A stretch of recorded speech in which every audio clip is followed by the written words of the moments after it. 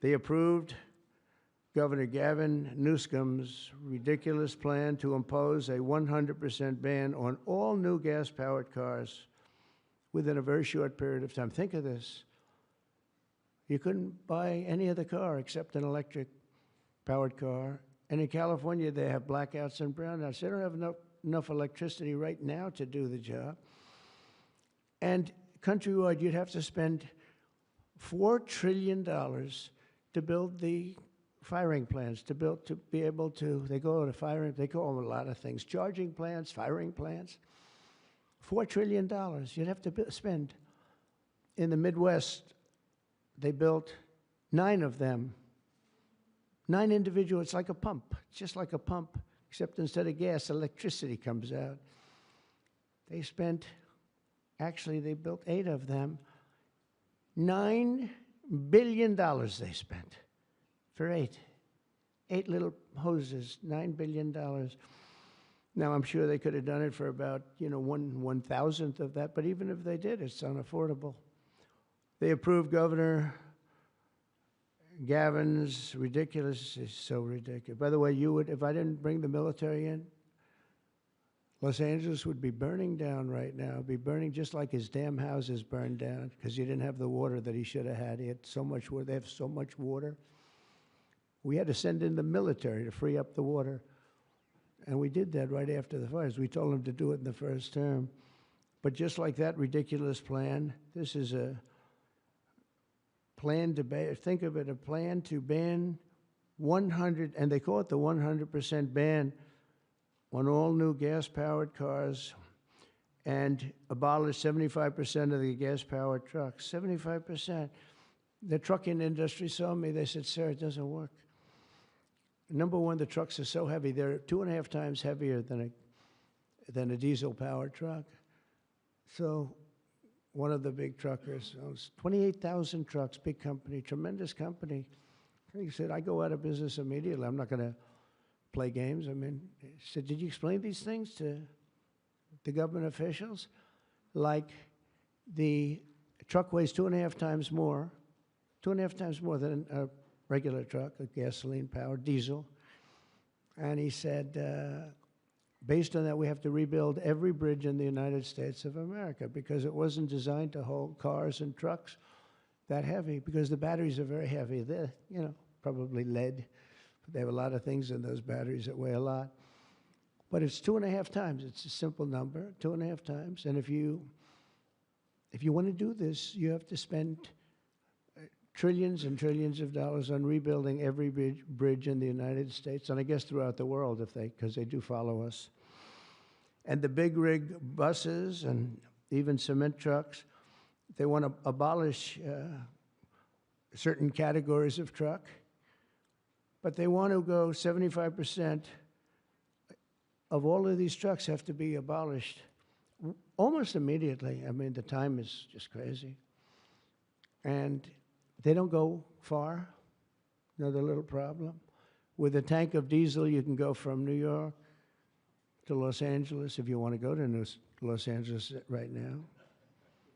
But New York to Los Angeles, and you can go back a little bit. With the electric truck, you'll stop approximately 6 times. Enjoy your stop. And the truckers saw me, and I said, did you just explain this? Because this is like, if you explain it, if a person's reasonable for that, he said, we explained it, they didn't care. They said, we're going all electric. They can't be stupid because anybody that can cheat on elections like them is not a stupid person. But they must hate our country. But I said to this big trucker, he said, sir, I've been buying trucks my whole damn life. He's a rough guy, smart guy. He said, I got thousands of them. I've been buying them for 50 years, and every single year they got better. They got more efficient, they got bigger, they got stronger. I build apartments in my trucks now for the drivers. I said, what's an apartment? That's on the cab, they put this in. And sir, I know you like luxury, but you wouldn't mind living in one of these. I said, maybe I would, maybe I wouldn't. I mean, it doesn't sound too appealing, but I said, So what's the problem? He said, so I noticed one thing. For 50 years, every single year, one thing happened. They got better. They got stronger. They got more efficient. They got faster. They could carry any load. If we went to this standard, we'd go back beyond 50 years.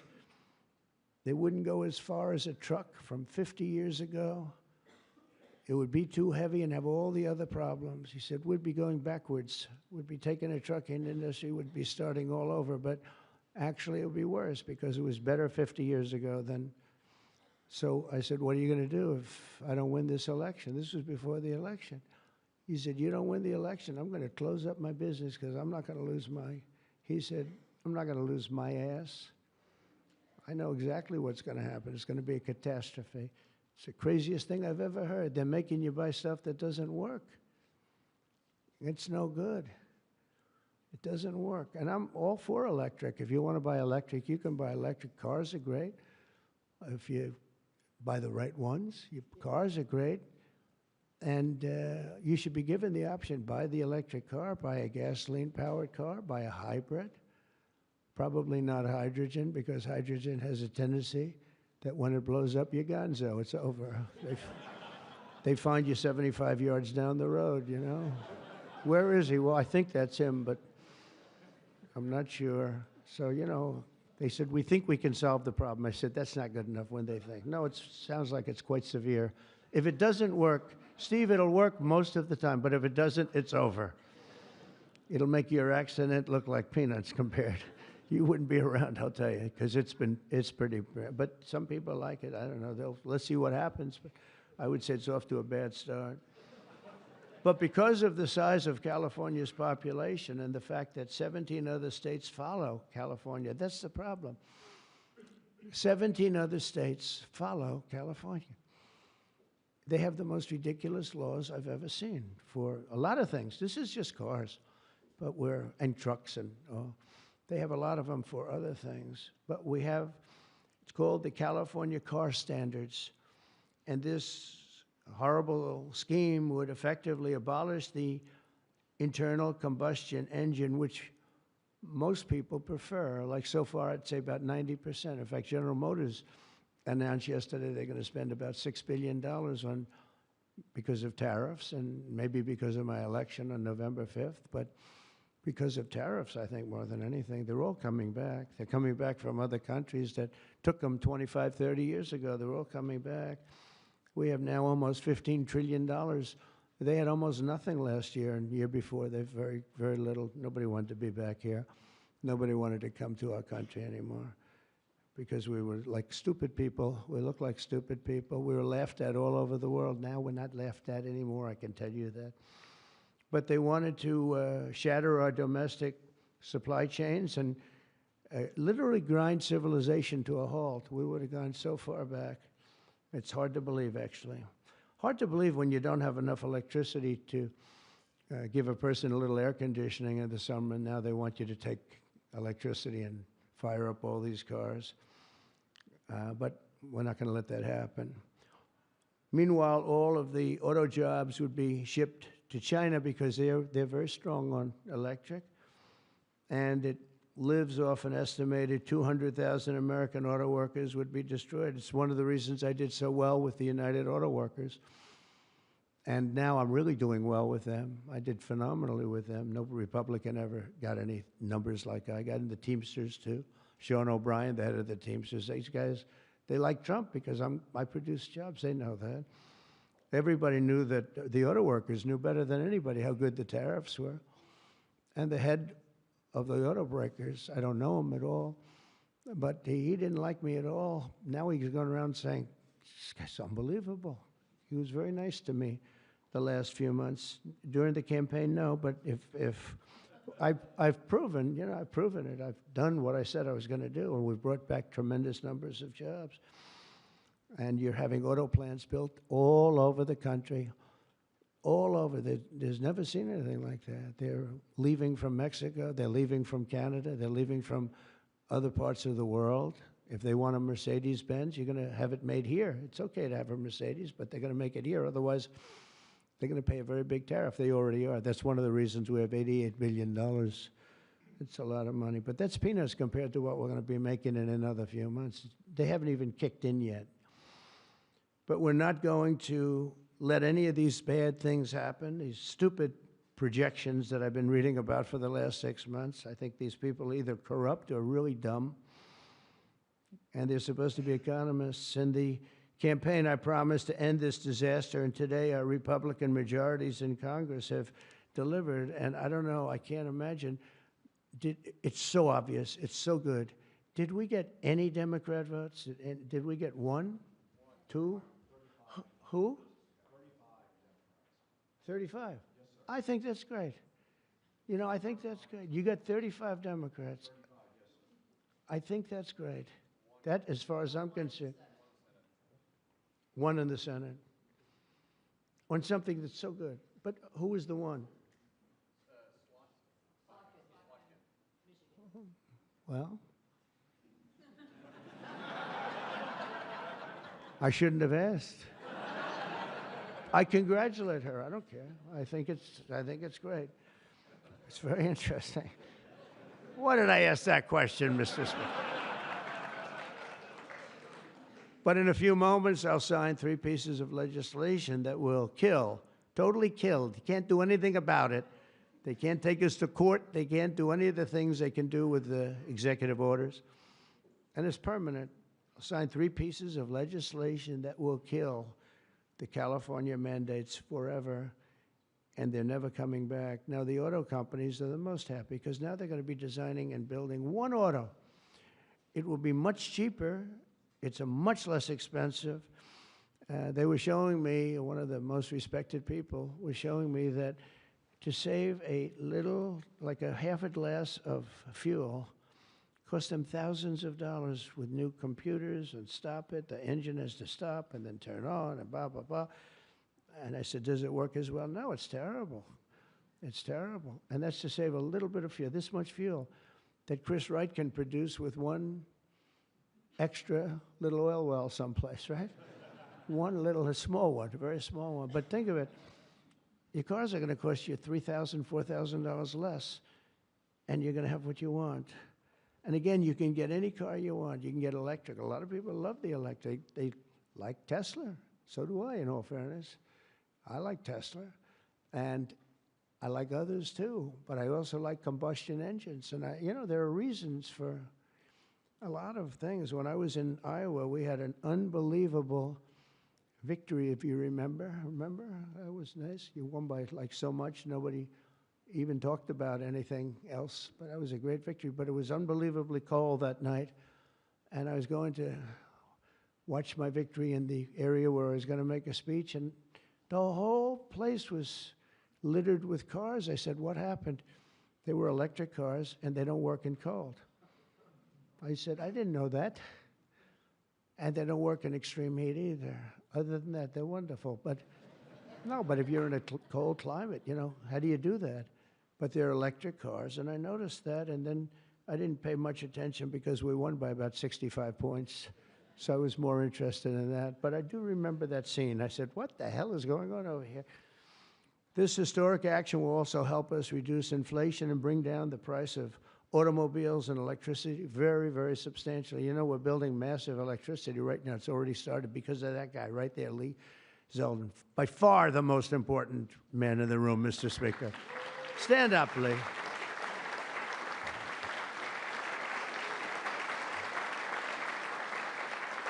He blows you guys away, John. He blows the politicians away. I'm sorry right now. He's a great politician. He almost won for governor in New York, which is just missed by a few points. And that was another race that was not winnable, but you almost got it. But I think what you're doing now is even bigger if you want to know the truth. I think it's actually more important if you can believe that. Under the previous regime, car prices skyrocketed as a direct result of the mandates. These mandates, this nonsense that you had to do. And they had so many other rules and regulations that the car companies who are here today appreciate that. And Susie Wiles is here today. Stand up, Susie. Most incredible woman. Most powerful woman in the world, they say. She's the most powerful. She was rated the most powerful woman in the world, Susie Wells. One phone call and a nation is destroyed. She could destroy 5 nations with 5 calls, and she's doing a great job. More importantly, right? Doing a great job. There's nobody like. Energy prices would likewise soar as the radical left forced more electric vehicles onto the grid while blocking approvals for new power plants. They want to block the approvals. They want you to have a car with electric, but they block the production of the juice that runs the cars, and all of them, all forms of cars. It's just the craziest thing. We're in a different sphere now. We're in a whole different planet right now. The result would be rolling blackouts and a collapse of our power systems. We'd have a total collapse. You couldn't do it. You couldn't even do it. Think of it, they're forcing you to do something, and they want you to do boats also. I assume boats are being covered by this, and boats, they want you to go all electric, and the batteries are so heavy, the damn boat practically doesn't float. I used to have a lot of fun talking about that one on the tours. We'd talk about it. And I said, what would happen if the boat sank? Because we went to North Carolina, South Carolina. We visited boat factories. Unbelievable guys. And they said, sir, we have one problem. They're forcing us to go electric for the boat. I said, how's it going to work? The boat will not float, sir. It's so heavy. And it won't go fast, and lots of other. And I did ask him a question, because I have a lot of background. My uncle was a big shot at MIT, the smartest guy. He never had a smarter guy.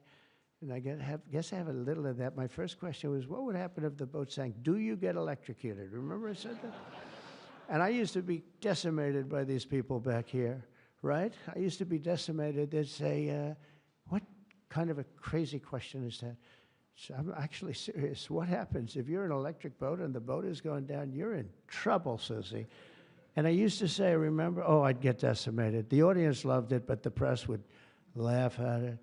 I said, so if I have my choice of going down or jumping 5 or 6 yards away from the boat, but there's a shark there, what do I do? You know what I said? I'd rather be electrocuted. I said, I'll take electrocution every single day. But actually, he said, nobody's ever asked me that question, sir. He makes boats. Nobody ever asked me that question. This is really an unusual question. He said, and honestly, I don't have the answer. He wasn't able to. I said, don't worry about it. If I win, you won't have to worry about it. But today we're saving California, and we're saving our entire country from a disaster. Your cars are going to be thousands of dollars less money. And even the ones that, if you buy electric, we're not going to make you do certain things that are just a waste of money and just time-consuming waste of money. They make you do things that are no good for anybody, make the car worse, and make it much more expensive. Over the past 5 months, our administration and Republicans in Congress have fought for the American auto worker and for Teamsters and for, by the way, right to work. We have them all. We have, you know, we just call them just workers. We fought for workers like no one has ever fought before. I understand that. It's why we won. We won with workers. We won with young people. I just saw with TikTok, I was #1 on TikTok in its history. Can you believe that? So I guess I like TikTok. That's why they're saying, are you saving? And we probably will save TikTok, actually. But on my first day in office, I ended the Green New Scam and abolished the EV mandate at the federal level. We abolished it, which is basically that everybody will be driving an electric car within a very short period of time. Now I know why Elon doesn't like me so much, which he does, actually. He does. And he never had a problem. You know, it's very interesting. This is not something new. This has been there from day one, Speaker, right? We're going to abolish the EV mandate. And Elon still endorsed me because, honestly, he never, ever spoke to me about that.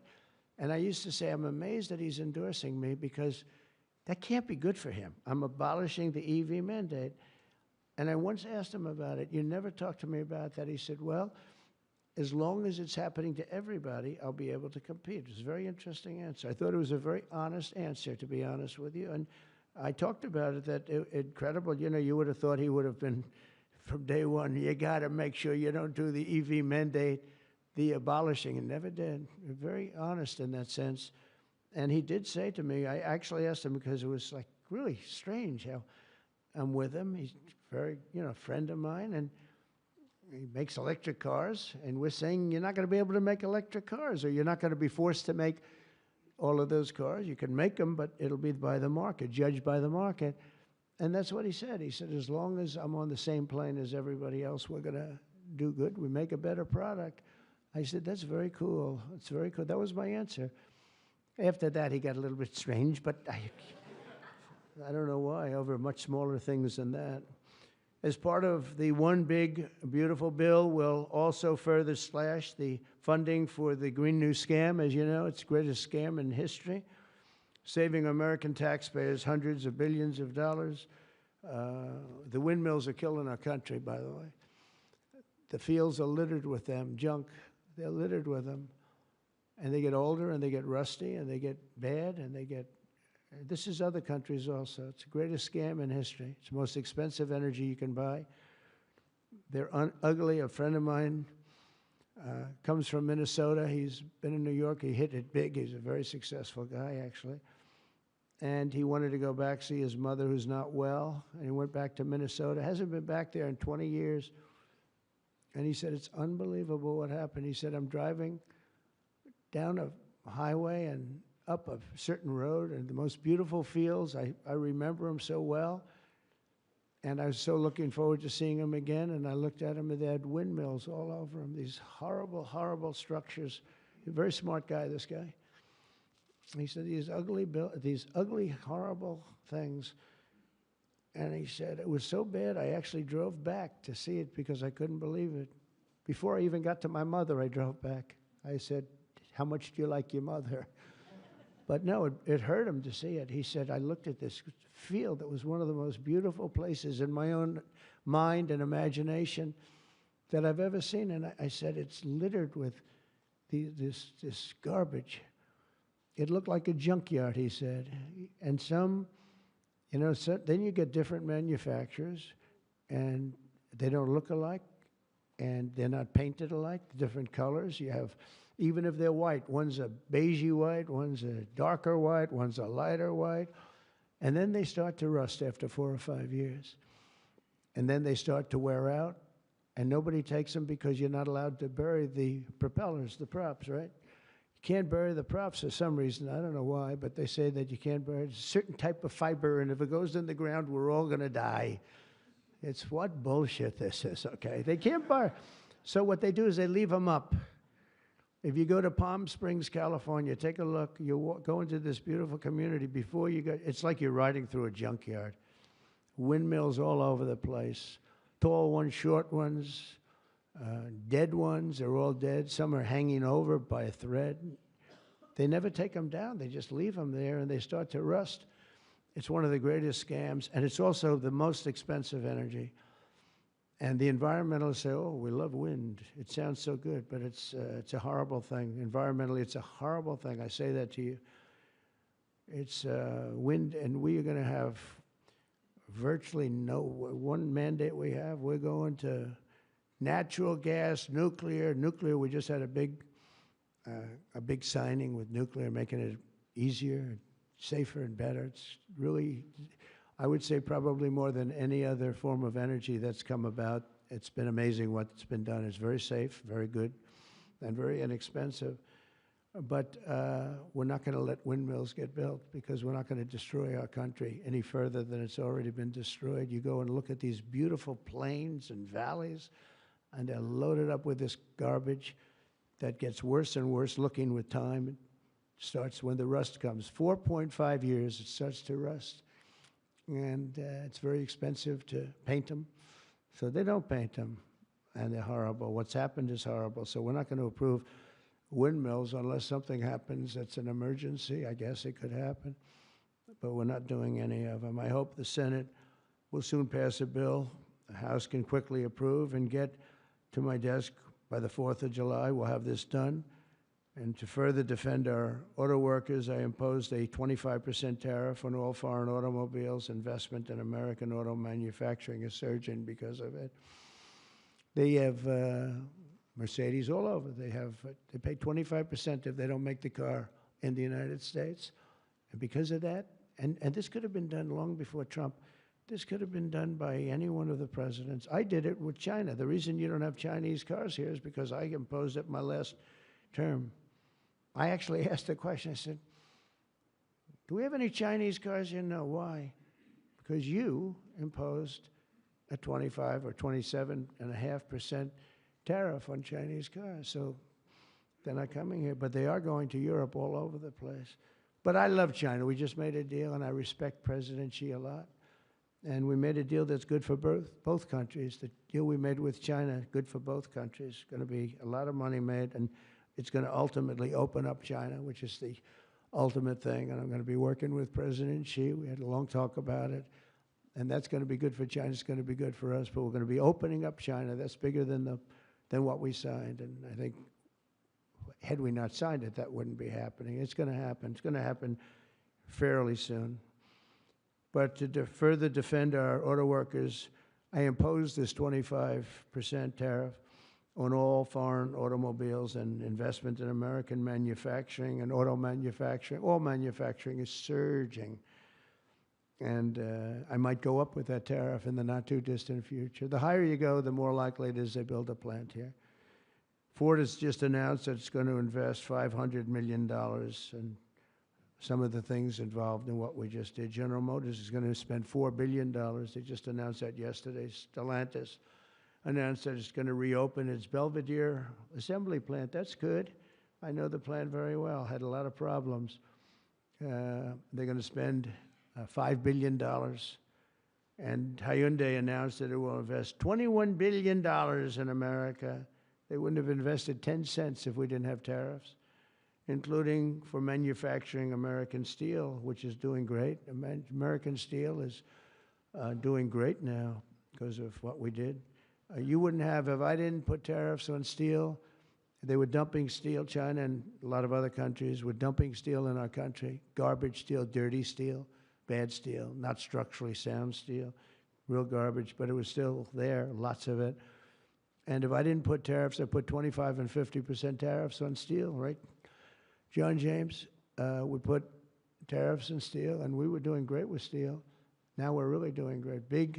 A big investment is being made in Pennsylvania. You've been reading about it. They're going to spend $17 billion on U.S. steel. And all the steel workers wanted it. And we have a golden stock. We have a golden share, which I control or President controls. Now, I'm a little concerned whoever the president might be, but that gives you total control. It's 51% ownership by Americans.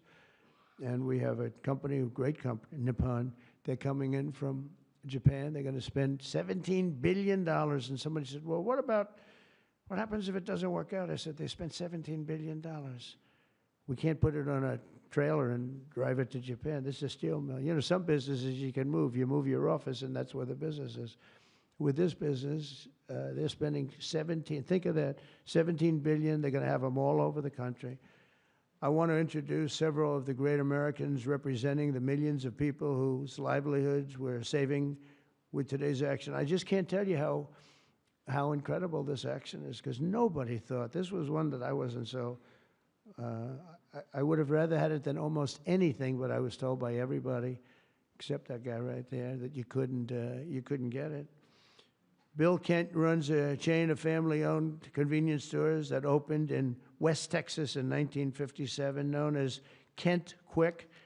And Bill, if you could come up and say a few words about what the signing means to you, please.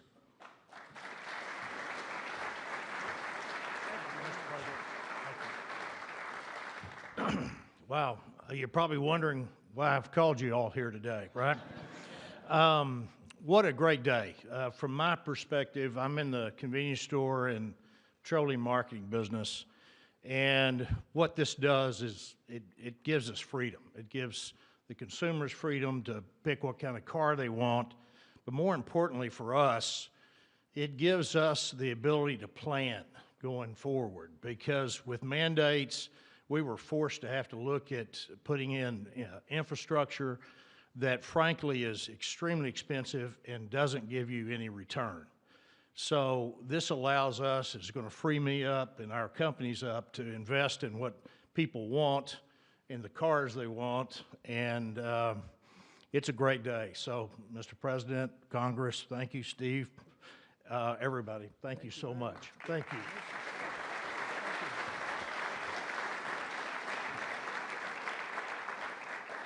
And a friend of mine for a long time is John Hess. He's one of the top CEOs in the country, and he's now the CEO of Hess Corporation, one of the biggest oil producers, and he's a fantastic person with great knowledge of the subject matter.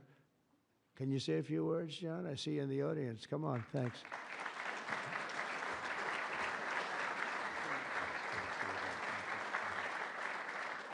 Hi, I'm John Hess, and CEO of Hess Corporation, a proud producer of oil and gas in North Dakota and the Gulf of America.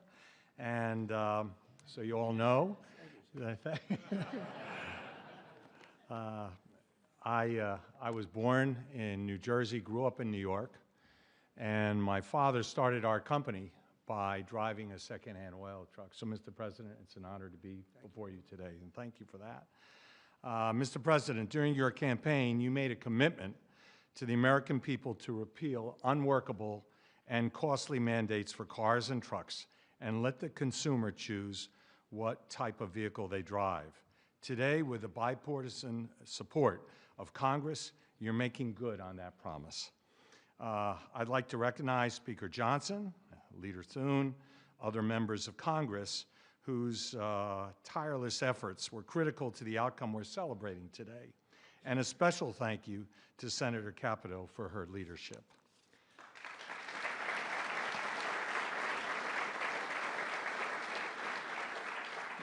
This announcement today is about consumer choice and affordability for American families. It's also about making our country, auto industry, more competitive, Mr. President, and you said that very eloquently.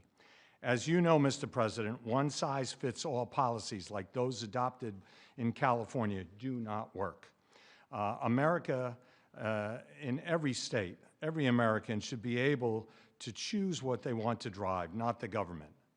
We as a country would be basically leaning into our competitive advantage with this repeal on oil and gas. Oil and gas are a strategic industry for our country, underpinning energy dominance, economic prosperity, and national security. We are truly energy independent. So, Mr. President, on behalf of Hess Corporation, on behalf of the oil and gas industry, and every family across our country, thank you for your courageous leadership and your commitment to consumer choice and energy affordability. Thank you very much.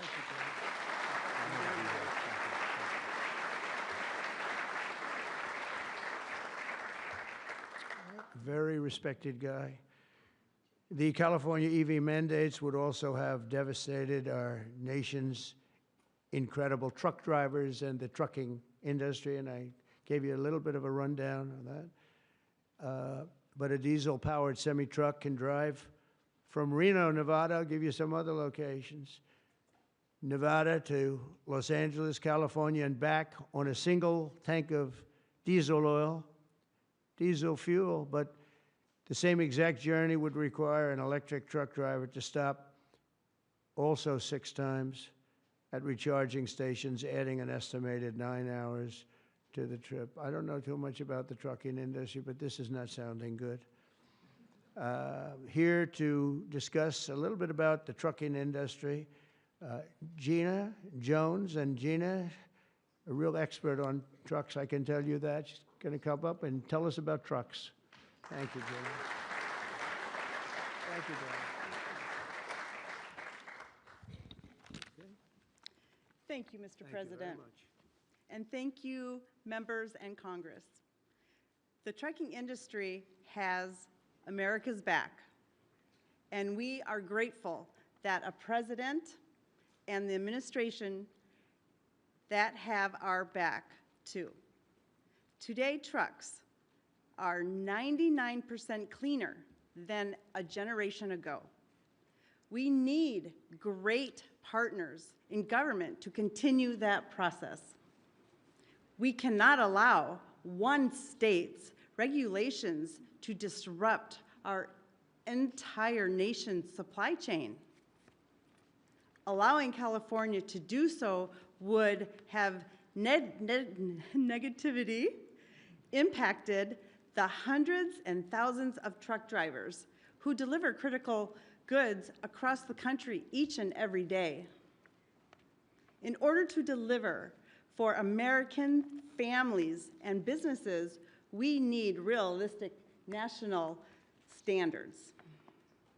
With the signing of this resolution, Mr. President, you have delivered the leadership that trucking industries need. Promises made, promises kept. On behalf of the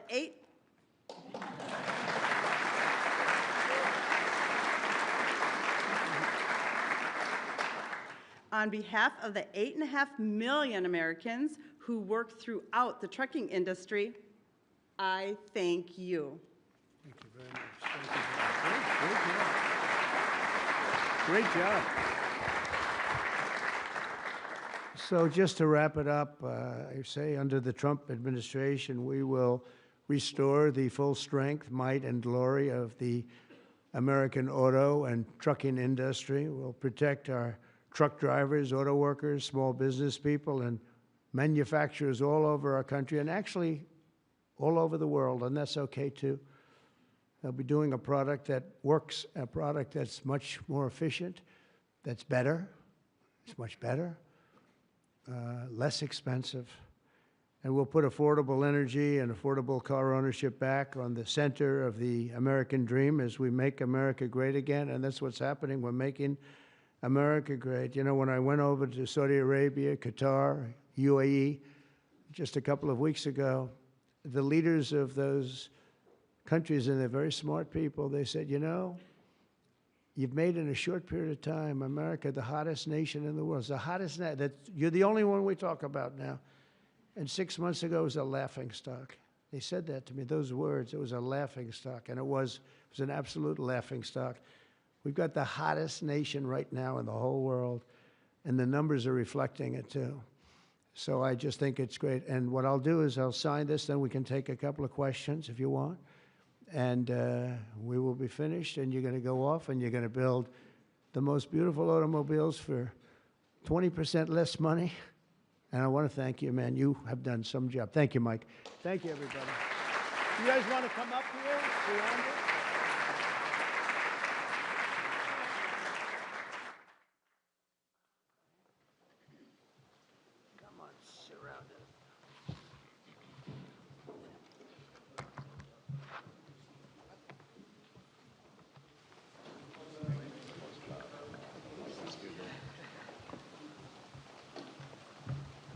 Okay, we're going to sign 3 bills that do everything I just said. No auto pens allowed.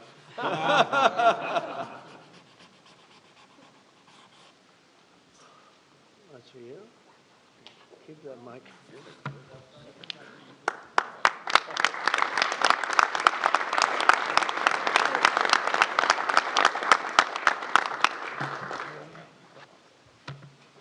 You know, that pen was so good, give it back to me. I'll take it. That was a good one. No, I'll sign all 3 of them, because Yeah. you never know what you get with the new one. Number 2.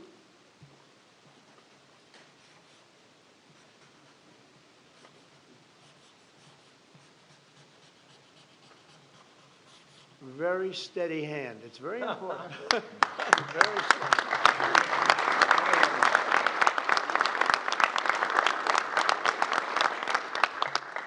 Only a steady hand can sign like that, right? Absolutely. Right? I've been told that, actually. And here's number 3, and it all goes into effect. Everything I said goes into effect. Lower prices, better cars, and choice. Sense. You can say choice. We have choice for education, and you have choice for cars now, right? Common Right, sense common is right. sense. You're right. Common sense is right.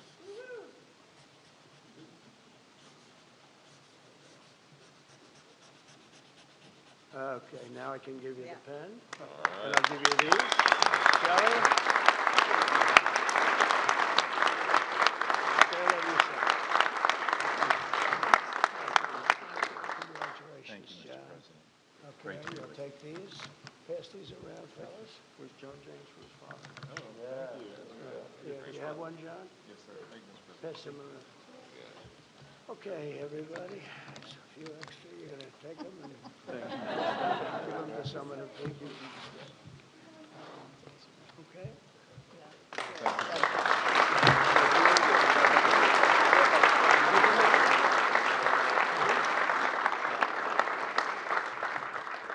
Go ahead, please.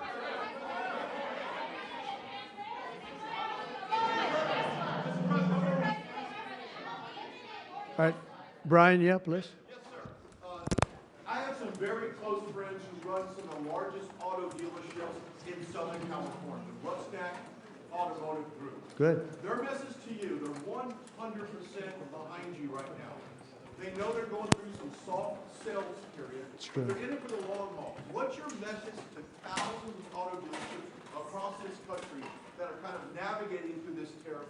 Yeah, they're going to do better than ever before. They're going to sell cars in America at levels that they've never even thought of before. And they're going to make more money than they ever made before. It's going to be great. They're going to be selling a better car, too. It's going to be a better product. And they're behind you 100%. I know. I know that. They have been behind me, right? They knew it was right. They've been asking for this for 25, 30 years, in all fairness. No, they're very happy. I told you the Auto Workers Union, we got tremendous votes. But they like me today even better than they did on Election Day on November 5th because they see the results now. They're all happening. And yeah, and they have plants moving in, Brian. A lot of plants are moving in. Thank you very much for that question. Yeah. Trying to kill the auto industry. Oh, he was killing the auto industry. I don't think he knew it. I think he's a guy who he's just got a faulty thought process. You look at that train. The train is the most. I've seen people, stupid people with cost overruns for years. I've watched where something would cost twice as much or 3 times, but this thing is costing 20 times more. It's the most incredible disaster I've ever seen. That's one. The cars are just as bad. Everything's bad. And now you have this situation. So his own sheriff, who's a good man, by the way, said 2 days ago or 3 days ago that we could not have done this without the military. They were going to take over this whole, they couldn't have done it. Now today they got him to change his tune. He said, oh, I think we could have handled it. You know, it's so sad. He was so honest. I was using his quote all over the place, and they got him to change. But he knows. Los Angeles would be right now burning to the ground, just like the houses burned to the ground. It's so sad what's going on in Los Angeles. Think of it. They had a fire that should have never had because they should have listened to me in the water. Eventually, we broke in and we had the water come down from the Pacific Northwest. I could show you pictures now with the half pipes, the big half pipes coming all the way down California. Water, so much water. They don't have any droughts. They don't have any. They have so much water. They sent it all out to the Pacific Ocean for 20 years. So ridiculous. And we got them to take it now. But what they do and what they're doing, this is a big problem. And what they really want to do is keep criminals because they're trying to protect criminals. Sanctuary cities are a disaster in this country. And most of the voters don't want them. Politicians like them for whatever reason, but I think the politicians are wrong. That's why we won in such a convincing fashion. We won all 7 swing states. We won by millions of votes. We won 2,750 districts as opposed to 505. That's why when you look at the map, it's almost all red. It's got 2 little blue stripes on each side of it. It's almost all red. But now you have to... I always got along with Gavin. I like Gavin. I've liked him, always. He said I never called him. You know, they asked him a question on Fox, I guess. I never spoke to him. He doesn't remember the call. He doesn't remember. I never spoke. And then I produced a phone call. I had it. It took me about 2 minutes. I said, well, here's the call. It lasted 16 minutes and 4 seconds. And it was at 12:30 in the evening. I actually made a call, didn't pick up. I called him a second time, and he picked up. And I told him, I said, you have to get your ass in gear because you're going to have a problem there.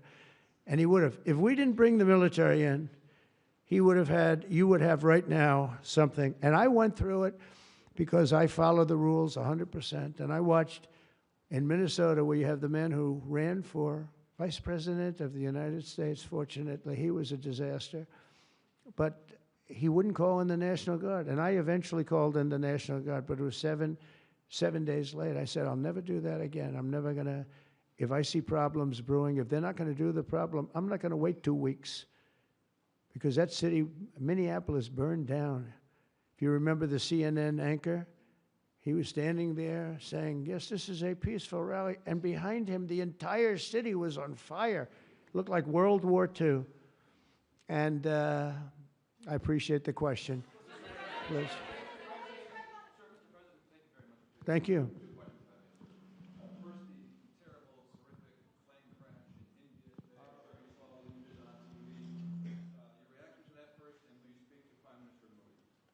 The plane crash was terrible. I've already told them anything we can do. It's a big country, a strong country. They'll handle it, I'm sure. But I let them know that anything we can do, we'll be over there immediately.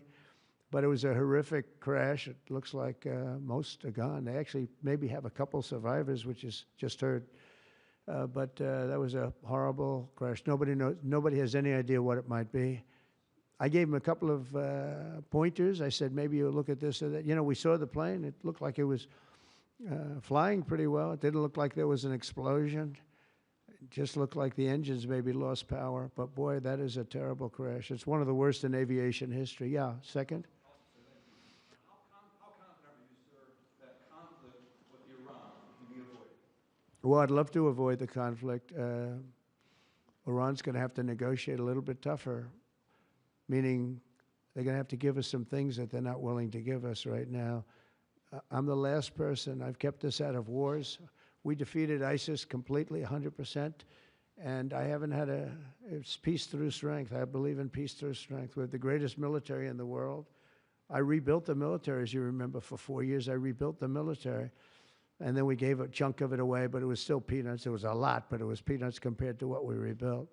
Gave it to Afghanistan, one of the most embarrassing moments in the history of our country with the whole withdrawal, the way they withdrew. It was very embarrassing, but we rebuilt the military. We have the greatest, strongest military. We defeated ISIS. We defeated ISIS.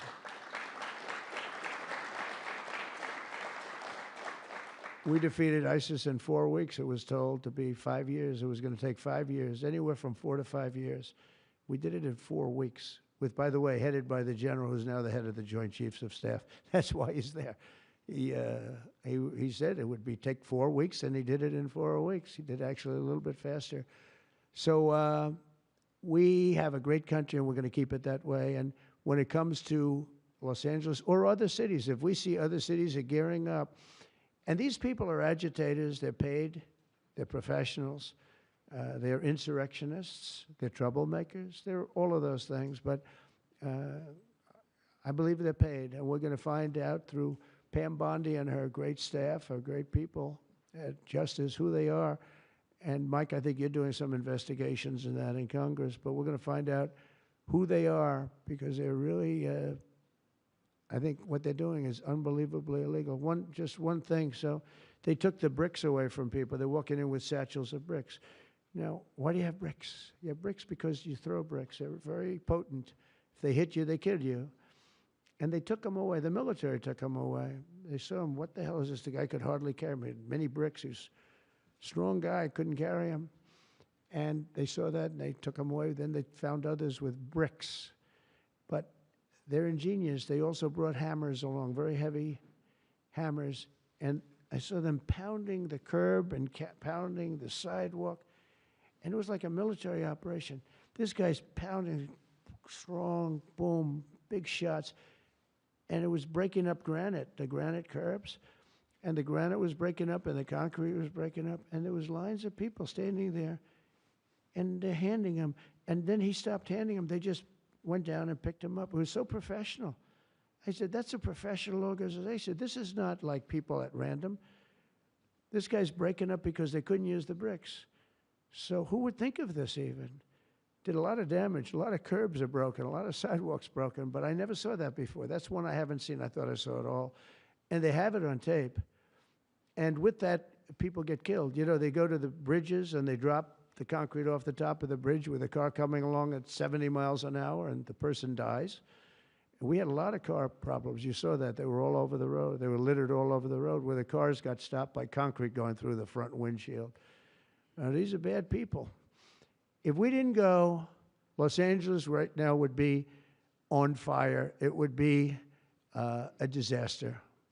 And we stopped it. And last night was very good. Nobody showed up. You know why they didn't show up? Because we were there. If it was just the police, because the police are great. I know those police, they're great, but they're told not to do anything. They're not allowed to act. Thank you.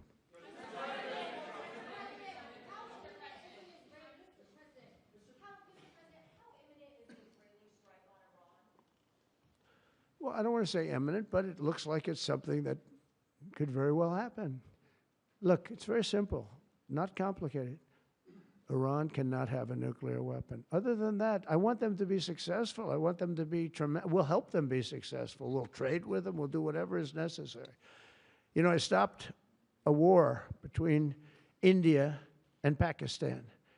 And I stopped it with trade. Nobody, I don't think I've ever seen a story written about it, but it was pretty cool. They were getting ready. Pakistan was their turn to hit, and eventually they're going to go nuclear. And I stopped it. I called each. I respect each leader greatly. I know them. And I spoke to them, and I talked about trade. I said, but you're not trading with us if you're going to go to war, if you're going to start throwing nuclear weapons around. And I said it to both of them, and they were both unbelievable, actually. They understood it exactly. They stopped. I stopped that war with phone calls and trade. And India's here right now negotiating a trade deal, and Pakistan's coming, I think, next week. And I'm very proud of that. Nobody died. Nobody, the nuclear weapons, they each have very severe, very substantial numbers of nuclear weapons. And I think we should get some credit for that. You know, the whole Republican Party should, because that's their mindset. Please. Yes, ma'am. What?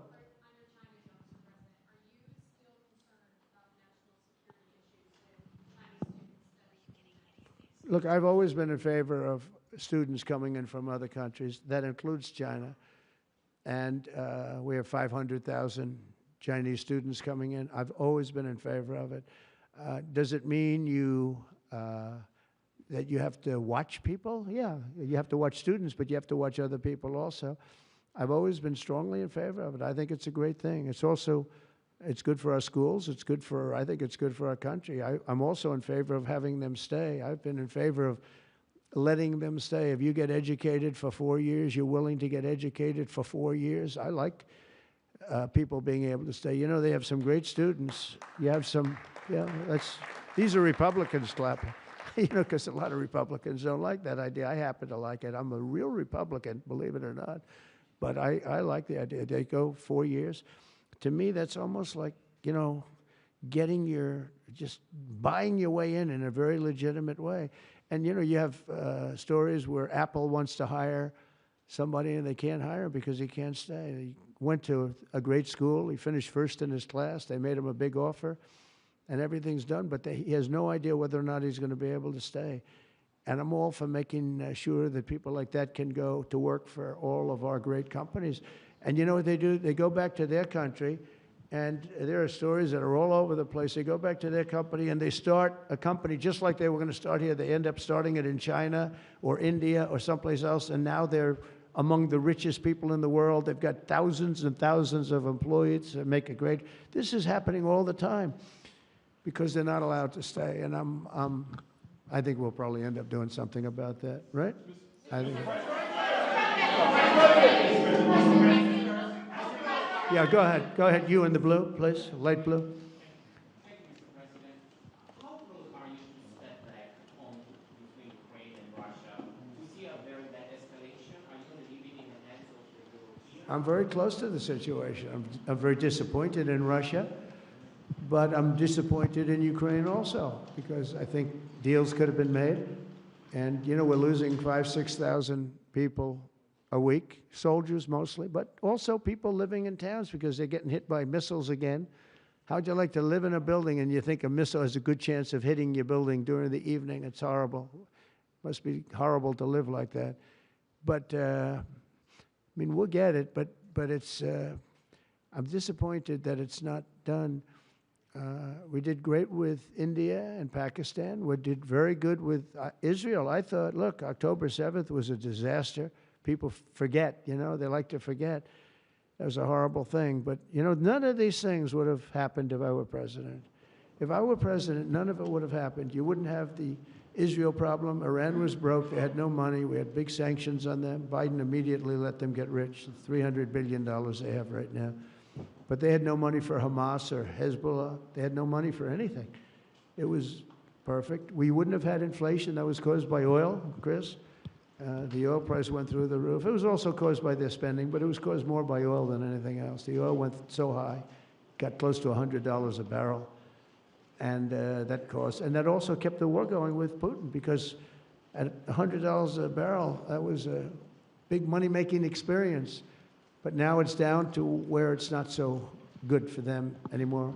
No, it's very important to get that solved. That's a bloodbath. That's a terrible bloodbath that's going on. Yeah, please, go ahead. Go ahead. Following up your question, answer on India and Pakistan for stopping the war between them. India says that they cannot talk to Pakistan unless Pakistan takes actions against terrorists. I mean, we're going to get those two getting together, you know?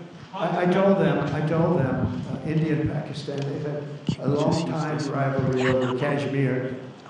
And I said, I can solve anything. I'll be your arbitrator. I will be your arbitrator. I can solve anything. And I started the first question, how long has it been going on? They said, 2,000 years. I said, oh, that's all right. Maybe I'll take it. Mr. President, Mr. President. When I heard 2,000 years, I said, maybe I'll have John Hess solve that problem. Mr. President, will you punish Israel for striking Iran? Peter? Thank you, President Trump. I have two. First, on immigration. What made you change your mind about targeting in California farmers and people in the hotel and leisure business? Well, we're not targeting. In fact, if you look today, I put out a statement today about farmers. Our farmers are being hurt badly by, you know, they have very good workers. They've worked for them for 20 years. They're not citizens, but they've turned out to be, you know, great. And we're going to have to do something about that. We can't take farmers and take all their people and send them back because they don't have maybe what they're supposed to have, maybe not. And you know what's going to happen and what is happening? They get rid of some of the people because, you know, you go into a farm and you look and people don't, they've been there for 20, 25 years and they've worked great and the owner of the farm loves them and everything else, and then you're supposed to throw them out, and you know what happens? They end up hiring the people, the criminals that have come in, the murderers from prisons and everything else.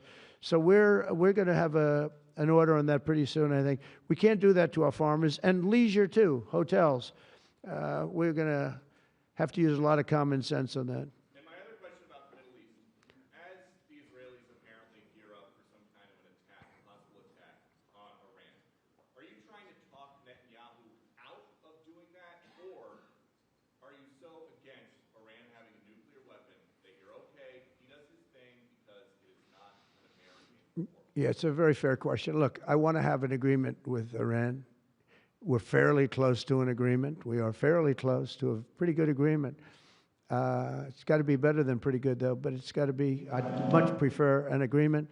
As long as I think there is an agreement, I don't want them going in because I think that would blow it. Might help it, actually, but it also could blow it.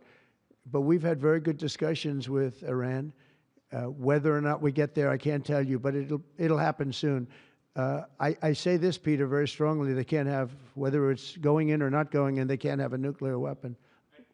I'd prefer the more friendly path. And can you tell us what the Israelis told you that made you start to evacuate the dependents of servicemen and women who are stationed in the Middle East? They didn't tell me anything, but I said, look, there's a chance of massive conflict. We have a lot of American people in this area, and I said, we got to tell them to get out. because something could happen soon. And I don't want to be the one that didn't give any warning and missiles are flying into their buildings. It's possible. So I had to do it. You know, I had the choice. Do I do it or not? Doing it has its downside, but it also has its upside, like you're going to save a lot of lives if it should happen. Hopefully that doesn't happen. Right? Thank you.